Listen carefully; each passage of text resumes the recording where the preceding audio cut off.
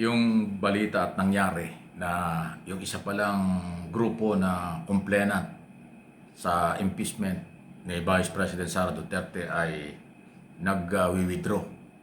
Kasi po ang nangyari, yung number 2 at number 3 na impeachment complaint ay halos parehas. At pati yung nag-i-endorse ay parehas din halos. Kaya minabuti nilang withdraw yung isa at yung isa na lang ang panindigan. Yung mga gunita, 4 yan, magiging 3 na lang. Yung una nag-file ng impeachment ay Makabayan Black ni na Congressman Tino, Co at Ilago. Makabayan Black yun. Okay? Betrayal of public trust at iba pa. Number 2 na nag-file ng impeachment dyan ay yung civil society group. Mga abogado, mga ekonomista, at iba't ibang organization. Marami po yan. Okay? Tapos yung pangatlong nag-file ng impeachment ay mga pare at mga madre. Nag-endorso naman ito ay si Laila de Lima. Okay? Congresswoman ng mamamayang parties. Yun ang halos kaparehas nung number 2. Kaya po nagkaganon. Yung number 4 ay yun naman po yung isang abogado. Ang complainant, nag-endorso naman ay si Congressman Benny Abante at Congressman Deputy Speaker Ortega ng La Union. Reklamo ng isang abogado yon. So, yung 4, naging 3. Pero more or less, hindi na ho nakakalayo ang kanilang mga reklamo. Betrayal of public trust dahil sa korupsyon sa Office of the Vice President at Department of Education. Meron pa hong isang issue dyan na di umano may kinalaman din sa extrajudicial killing. Meron pang issue dyan tungkol sa mga bank account. Ako, yun ay huhukayin talaga yan. At meron pang issue dyan na may kaugnayan po dun sa pagbabanta sa buhay ng Pangulo, First Lady at dating Speaker Romualdez. Naka-record kasi yan eh. Yan po yung press conference ni Sara Duterte noong November 23, 2024 na inimbestigahan ng NBI na ngayon ay for resolution ako sa Department of Justice doon sa inciting to sedition dahil nga po ay threat sa seguridad ng bansa dahil ang Pangulo ay pinagbantaan ng buhay matapos aminin ni Sara Duterte doon sa press conference na meron siyang inutusan at yung inutusan niya ay nangako daw na gagawin niya. Wow! So, active threat yan. Yan po yung mga isyong pag-uusapan. Kaya masalimuot, mahabang usapan, aabot sa magandang debate ang isyong ito. Abangan natin, ayaw kong pangunahan. Ina-update ko lang ho sa inyo yung mga nangyayari. Hindi po dahil nag-withdraw o withdraw yung isang reklamo ay mahina yung kaso.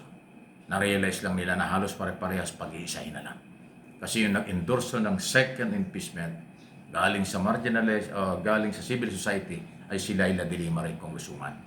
At yung pangatlo na ini-sponsor niya galing naman sa mga kaparian at NARS, siya rin nag-sponsor. Kaya pag-isay na lang. Ay, walang masama yan. At yun naman ay maintindihan ng komite at ng mga ibang sektor. Pero siyempre, sinasakyan ng mga pro-Duterte na sinasabing, ayan na, nag-withdraw na, ayan na, mahina yung kaso, kaya withdraw. O, kita mo yun? Kasi panlilin lang yun. Panlilin lang na naman. Hindi nila alam kung ano ang base, ang dahilan kung bakit. Ako naman, hindi naman tayo nagmamagaling, ipinapaliwanag ko. Ganun po yan. Kasi nga kung parehas lang naman yung reklamo, parehas din yung nag-endorse, bakit makailangan pang marami? Ay yung isang kaso o 2 kaso o 3 na reklamo, pag malakas, yun na rin yun. Bakit magiging 4 pa? Pero siyempre dahil nasa committee yan at sila ang magde-decide yan kung tatanggapin o tinanggap o hindi, nasa kanila. Yun lang po nangyari, aking binabalita sa inyo. Okay? At yan ay hindi magiging dahilan para hindi ituloy ang pagdinig. Tuloy-tuloy na nga. Nagsimula na nga eh. At magpapatuloy yan. Aabangan natin. Walang ibang gagawin ng Committee on Justice sa panahong ito kung hindi yan ay pagtulan ng pansin. Wala na silang ibang gagawin kasi natapos na kay Pangulong Marcos. Yun namang ibang panukalang batas in aid of legislation ay sa ibang araw ang hearing nun. Ang priority nila ayon kay Chairman Luis Tro ng ikalawang distrito ng Batangas ng Committee on Justice ay itong impeachment talaga. Bibigyan nila ng panahon para ho magkaliwanagan at yung tamang proseso, inuulit ko, ang siyang masusunod. Okay? So, abangan natin. Expected natin na maraming kaliwat kanang propaganda sa social media, interview, may mga nagsasabing mahina itong kasong ito, may nagsasabing malakas. Lalo na po ngayon, mayroon pang isang issue na yung isang political party na hindi naman gaano marami. Yung grupo ni Congressman Puno ng Antipolo City ay yung iba'y ayaw maniwala, pero yung kailang ibang mga membro naniniwala naman. So buhay na buhay ang demokrasya. Hindi solid, hindi lahat ng National Unity Party, NUP, ni Congressman Puno ay naniniwala sa kanya sinasabi, hindi kailangan ng impeachment laban sa palong Pangulo. Yung ibang mga membro ay member din ng Committee on Justice, ang tingin nila, tingnan ang kaso. Karapatan at obligasyong tingnan ang kaso, huwag ibaliwala.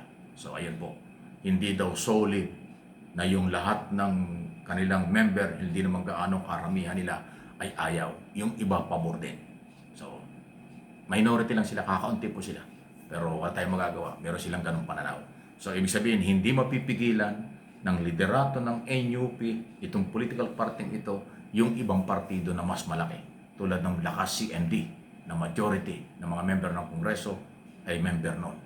At iba pang political party, hindi ho pwedeng sapawan at pakialaman ng NUP. For your information, maraming political party ang merong coalition na sumusuporta sa gobyernong ito. At merong political party ibang galaw. Siyempre yung partido na PDP, kung ilan yon, mga Duterte yon, hindi ko alam kung ilan. Ang isang inaabangan natin, dadalo ba, magpa-participate ba ang mga Duterte? Yung parehong Duterte, si Pulong at saka yung Omar yata, kung sino man. At yung mga identify sa mga Duterte sa public hearing. Palagay mo, humarap sila. Lahat naman allowed eh. Kung hindi ka man member ng komite, pwede kang magtanong. Kaya lang pagdating sa botohan, hindi kayo pwede. Pero kung member ka ng komite, obligasyon yan na kayo mag-participate at sumali. Dito sa isyong ito. Wala akong pipiliin dyan. Kahit sinong congressman, member man o hindi, pwedeng sumali sa mga question and answer sa mga resource person. Kaya lang pagdating ho sa division, magkakaroon ng botohan sa mga motion, ang allowed doon ay mga member lang at ex officio. Hindi pwede ho doon ang non-member, for your information. Meron naman policy sinasabi. Laging inuuna yan ng chairman kung ano yung rules, ano yung policy, ano yung prosesong dapat sundin. Yan ay obligasyon ng chairman at ginagawa naman. So, ayan na po. Sige, abangan natin ang lahat. Maraming nangyayari at balita. Pero yung totoo, ang ating pag-usapan. Yung mga pagsabotay, paninira, nakakasawa na yan. At higit sa lahat, yung ang interest ay personal lang. Personal at saka political interest. Huwag natin samahan yun. Delikadong delikado yan sa buhay natin mga Pilipino.